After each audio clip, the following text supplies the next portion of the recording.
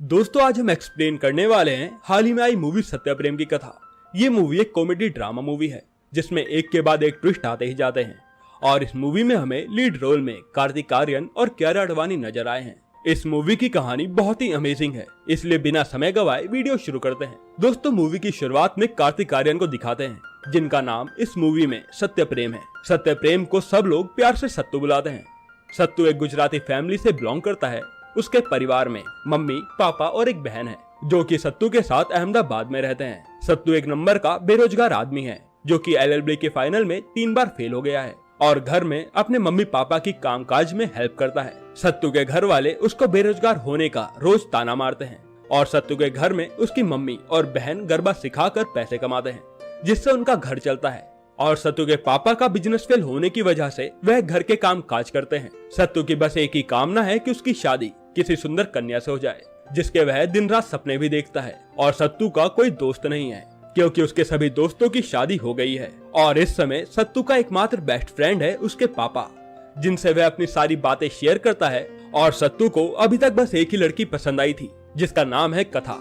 उसके बाद कहानी 1 साल पीछे जाती है जिसमें हमें पता चलता है कि सत्तू ने कथा को पहली नजर में पसंद कर लिया था और उसे उससे प्यार हो गया था। और जब सत्तू कथा से बात करने जाता है तो कथा सत्तू को जरा भी भाव नहीं देती और सत्तू भी आगे बात बढ़ाने की कोशिश करता है, लेकिन कथा उसे बताती है कि उसका बॉयफ्रेंड है जिसका नाम है तपन और कथा उससे प्यार करती है। तब सत्तू कहता है कि मैं तपन के जैसे टाइम पास नहीं कर रहा हूँ, मैं तुम्हारे साथ जिंदगी भर निभाने का वादा करता हूँ और हम दोनों का नाम एक साथ में कितना अच्छा लगता है। #सत्यप्रेम की कथा। और इतने में ही कथा का बॉयफ्रेंड तपन एक लग्जरियस गाड़ी में आता है और कथा और तपन गाड़ी में बैठकर चले जाते हैं। और अब कहानी प्रेजेंट में पहुंचती है जहां सत्तू को घर में कोई भी भाव नहीं देता है और ना ही उसके लिए कोई लड़की ढूंढने में एफर्ट लगा रहा होता है। सत्तू ने अपने पापा को कथा के बारे में भी बताया है कि वह उसे कितना पसंद करता है। और सत्तू के पापा एक नंबर के खबरी लाल हैं और उन्हें मोहल्ले और आस पड़ोस की सारी खबरें पता रहती हैं और सब लोग उन्हें खबरीलाल काका भी कहते हैं। सत्तू के पापा सत्तू को बताते हैं कि कथा और उसके बॉयफ्रेंड तपन का ब्रेकअप हो गया है। अब सत्तू का अच्छा चांस है कि वह कथा को इम्प्रेस कर सके। ये सब सुनकर सत्तू खुश हो जाता है और कथा से मिलने जलसा पार्टी में जाता है जहाँ पर कथा हर साल डांस करती है और सत्तू ने उसे पहली बार वहीं देखा था। सत्तू जैसे ही पार्टी में पहुँचता है वह कथा को हर जगह ढूंढता है पर उसे कथा कहीं नजर नहीं आती। तब कथा के पापा सत्तू को बताते हैं कि कथा की तबीयत खराब है और वह घर पर आराम कर रही है। वहीं जलसा पार्टी में सत्तू के पापा भी होते हैं जो सत्तू को बोलते हैं कि यही तेरा मौका है जहाँ कथा से मिलकर उसकी तबीयत पूछ ले और अपने दिल का हाल उसे बता दे। जैसे ही सत्तू कथा के घर पहुँचता है कथा रो रही होती है और कथा ने अपना हाथ काट लिया होता है। ये देखकर सत्तू फटाफट कथा को हॉस्पिटल ले जाता है और कथा का इलाज करवाता है और बाहर बैठकर सोचता है कि कथा ने सुसाइड करने की कोशिश क्यों की। इतने में कथा के पापा वहां आते हैं जो सत्तू को थैंक यू बोलते हैं क्योंकि सत्तू ने कथा की जान बचाई है। और उसी समय डॉक्टर भी उनके पास आते हैं जो उन्हें कहते हैं कि एक सुसाइड केस है और हमें पुलिस को बुलाना पड़ेगा। तब सत्तू 2-3 लाइन जो कि उसने LLB में रट्टा मारी थी उसे बोलकर कथा के पापा को इम्प्रेस कर देता है। उसके बाद सत्तू घर चला जाता है और सत्तू को कथा का मैसेज आता है थैंक यू। और फिर कथा और सत्तू आपस में मिलने लगते हैं और फिर अगले सीन में कथा के पापा कथा का रिश्ता लेकर सत्तू के घर पहुंच जाते हैं क्योंकि कथा की कहीं भी शादी नहीं हो पा रही थी। दरअसल कथा की सुसाइड करने की बात पूरे शहर में फैल गई थी जिसके कारण कोई भी कथा की फैमिली से रिश्ता रखना ही नहीं चाहता था। और इसीलिए जब कथा के पापा सत्तू को कथा की तरफ इतना अट्रैक्ट देखते हैं तो वो रिश्ता लेकर सत्तू के घर पहुंच जाते हैं।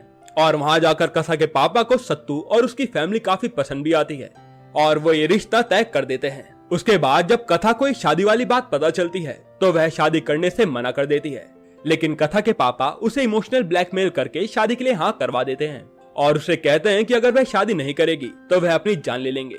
इसलिए कथा भी सत्तू से शादी करने के लिए हाँ कर देती है और कुछ ही समय में सत्तू और कथा की एंगेजमेंट हो जाती है और उनके परिवार वाले शादी की तैयारियां शुरू कर देते हैं।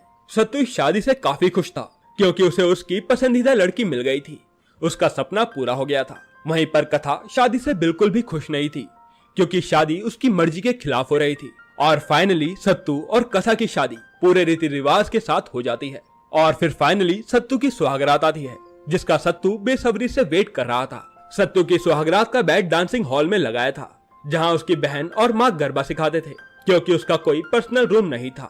सत्तू सुहागरात पे अपनी वाइफ कथा से बातें करना शुरू करता है और उसे बताता है कि वह वर्जन है, उसने आज तक किसी के साथ सेक्स नहीं किया है। कथा सत्तू को बोलती है कि वह काफी थक गई है, चलो सो जाते हैं। जैसे ही दोनों सोते हैं सत्तू खर्राटे लेना शुरू कर देता है, जो कि सत्तू की बचपन से आदत थी। कथा सत्तू के खर्राटे से जाग जाती है और सत्तू को सोने के लिए नीचे जाना पड़ता है। ऐसे ही दिन ब दिन बीतते जाते हैं और सत्तू के खर्राटों के कारण सत्तू को नीचे अपने पापा के पास जाकर सोना पड़ता है।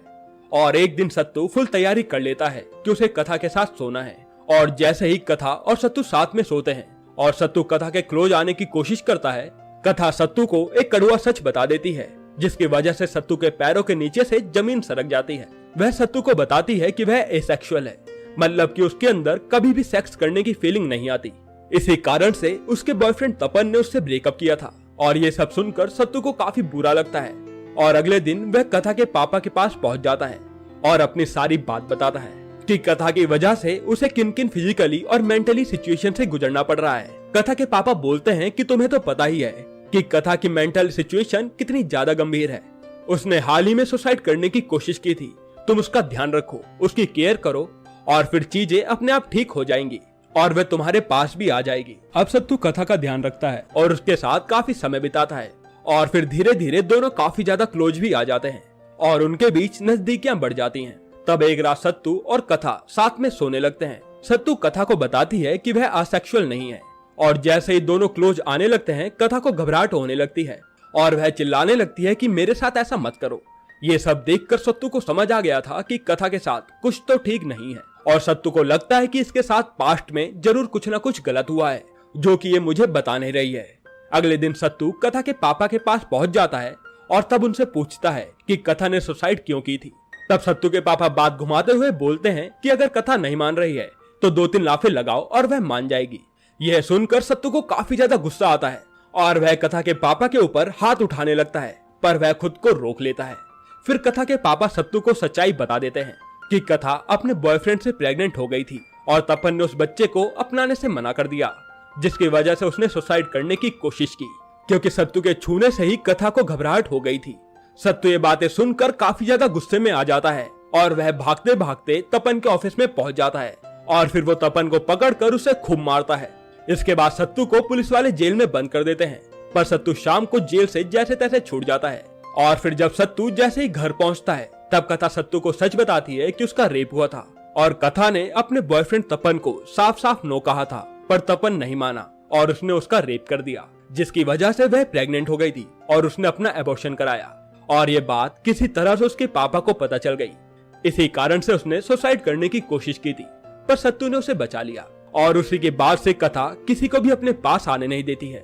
सत्तू कथा का सच जानने के बाद भी कथा को अपना लेता है और ये दोनों एक लंबे वेकेशन पर चले जाते हैं, जहाँ ये दोनों एक दूसरे के साथ काफी अच्छा टाइम स्पेंड भी करते हैं और एक दूसरे के और क्लोज आ जाते हैं। पर कथा सत्तू को बोलती है कि वह कभी भी उसके साथ इंटीमेट नहीं हो पाएगी, पर सत्तू बोलता है कि मैं तुम्हारे साथ ही खुश हूँ। वेकेशन से लौटने के बाद सत्तू के ससुर जी अपने घर पर सत्यनारायण की कथा रखवाते हैं, जहाँ पर सत्तू रेप केस की फाइल के कागज लाकर कथा को सौंप देता है और उसे कंप्लेन करके साइन करने के लिए कहता है। लेकिन सत्तू के पापा और सत्तू के बीच आर्गुमेंट हो जाता है कि अगर एक रिपोर्ट फाइल हो गई तो समाज में उसके परिवार की काफी बदनामी होगी और उसका परिवार किसी को मुंह दिखाने लायक नहीं रहेगा। तब सत्तू बोलता है कि लड़कियों के रेप होते हैं तो 90% लड़कियां समाज में इज्जत बचाने के लिए रिपोर्ट ही नहीं करती और अंदर ही अंदर घुटती रहती हैं, जिससे उनकी पूरी जिंदगी खराब हो जाती है। और अगर आज इस केस में कथा ने साइन नहीं किया तो वह पूरी लाइफ गिल्टी में ही रहेगी कि उसने कुछ नहीं किया। ये सब सुनने के बाद सत्तू के पापा और उसके परिवार वाले केस फाइल करने के लिए मान जाते हैं और कथा कंप्लेंट पर साइन कर देती है और सत्तू को कहती है कि मेरे अंदर सुसाइड करने की हिम्मत तो थी मगर कंप्लेंट करने की नहीं। इसके बाद तपन के ऊपर रेप केस फाइल हो जाता है और पुलिस वाले उसे पकड़कर ले जाते हैं और तपन को बहुत कड़ी सजा हो जाती है और मूवी यहीं पर खत्म होती है। तो दोस्तों ये मूवी लोगों को काफी पसंद आ रही है। आपको ये मूवी कैसी लगी हमें कमेंट में जरूर बताना। हेलो फ्रेंड्स, अगर आपको मूवी देखना अच्छा लगता है तो प्लीज़ हमारे चैनल को सब्सक्राइब और लाइक करना मत भूलना।